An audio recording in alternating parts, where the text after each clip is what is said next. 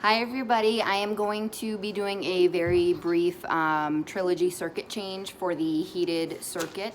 I'm not going to be doing a travel circuit change. I'm going to try and keep this as brief as possible. We just came home from a wonderful trip down in Washington, D.C. advocating for ABLE, and I've heard that some of you are watching my videos, so I thought this would be a great thing to try and briefly show everybody how I quickly change a circuit, whether it's an emergency or a scheduled change. I change ABLE circuit bi-weekly, so every patient is different, but this is how things go for a circuit change. And if I can get to it in the next few minutes, we're going to change the suction machine canister as well, because I like to have everything brand new when we come home, and I have a dual setup. So Abel is my 2-year-old son's upstairs on his circuit, so let's do this. Grabbed a couple things out. There's a difference between a travel circuit and a heated circuit. You read the package, you're going to have a heated circuit here. The difference is that the heated circuit that goes to a humidifier that you see here, that does the job of the nose to warm things up as he's getting ventilated. The heated circuit has a wire inside of it. And this is a pediatric circuit, so they are different than the adult circuits, but the travel circuit does not have a heated, it does not have the metal coil going through, so that's how you can tell if you don't want to read the package quickly. So then I have a ventilator filter. I opened all my stuff up first to try and make it as quick and easy as possible for you guys. So we've got a brand new filter that's going to filter what the ventilator's taking in for room air, and then processing it through to the humidifier. So that's this little piece up here. Then I have my OmniFlex that goes to, and not every patient uses this as well, but Abel uses it, and that goes to his we keep an inline suction for him, and I've done multiple videos on that. I don't have one on hand, but I can show you guys in a separate video. But basically, I have a 2-step adapter here, and I do have clean hands. We're super cautious about being clean in this house and cleaning things daily and keeping up with our DME schedule on point. So I've just connected my 2-step adapter with my OmniFlex here, and what this allows is for Abel to be a little flexible with his trach and his inline, so that he's not having as much pull from that piece.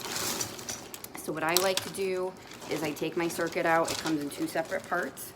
We've got a part here, okay? This is gonna go to the filter, and I'm gonna show you how that attaches in just a minute. But what I like to do is take my pieces out, and then I attach my 2-step adapter with my OmniFlex to my exhalation valve here.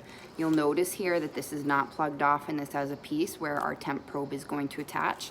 And what that does is it regulates the temperature and gives a specific temperature to the humidification being delivered to Abel's breaths and ventilation.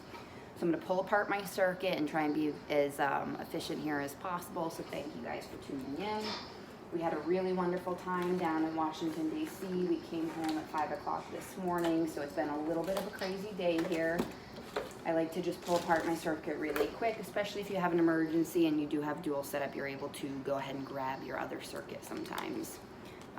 We've had quite the amount of emergencies in my home. What I'm doing here is I've sewn a sleeve. Not many people use the sleeves.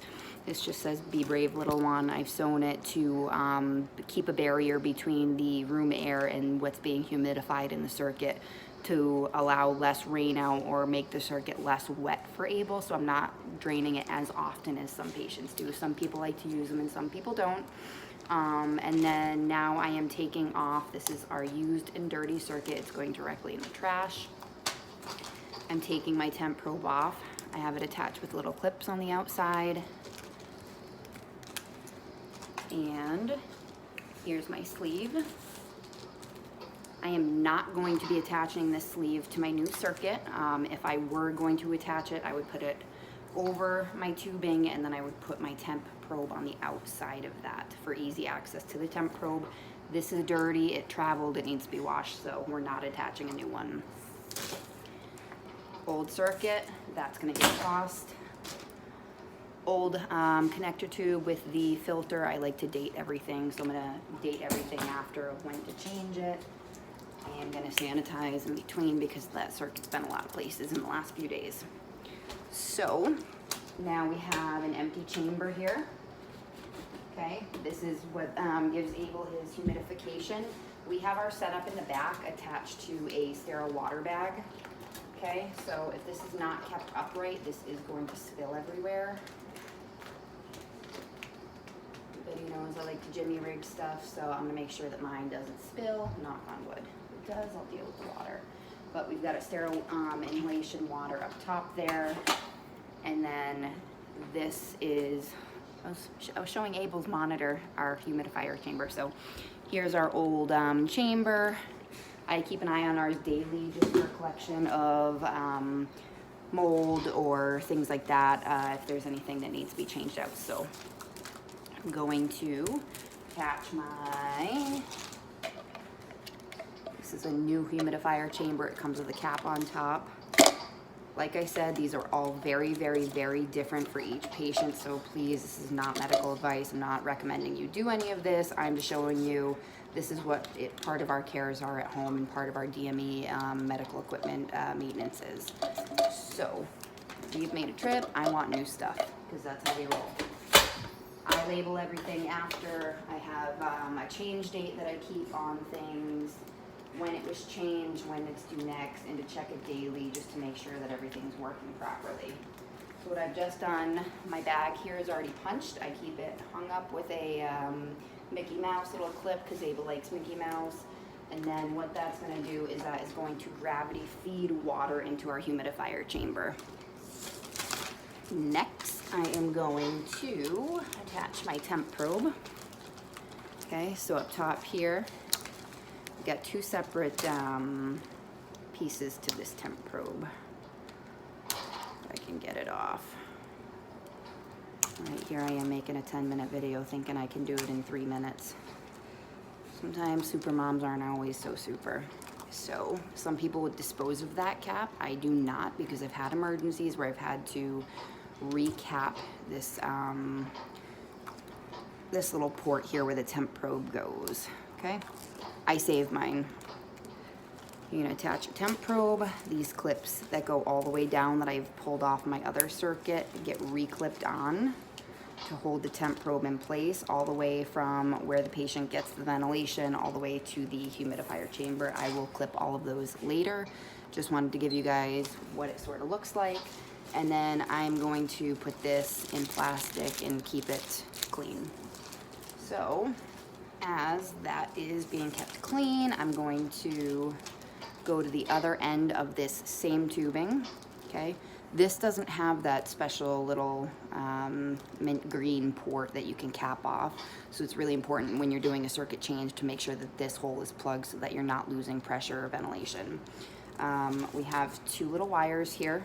This is the temp probe that's controlling or measuring, you know, the humidity that he's getting up to the circuit. And then this is the other piece that goes to our humidifier. So we've got two probes here. In my experience, we've got them to last almost a year actually.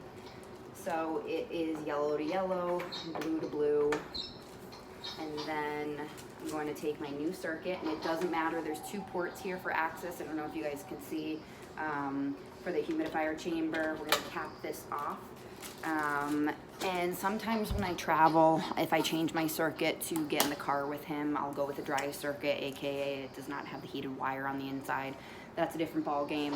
But when I do leave my chamber at home, sometimes I'll take this piece that goes up to the ventilator and I'll cap off my humidifier to keep that nice and clean and to keep that so it's not just open to air getting bacteria in it. We're gonna put the ventilator filter here, and then we're gonna take our adapter, put it on the humidifier chamber, and that is about as easy as it gets to do a circuit change. And I'm actually going to do a separate video to do our suction machine, because there's a couple of tips and tricks that I've learned along the way if something goes wrong at home for suctioning. So that is our Trilogy circuit change, and stay tuned for a few more videos. I hope you guys found this informative. If you did not, or you have any more questions, you all know where to find me. Call me, text me, email me. Not after 9 o'clock, because at that point, that's my 30-minute window, knock on wood, of mom time. So thank you guys, and it was a pleasure meeting all of you in Washington, D.C. I hope everybody is traveling safely home. If you're already home, get some rest, because I know we need some here. Thanks, guys.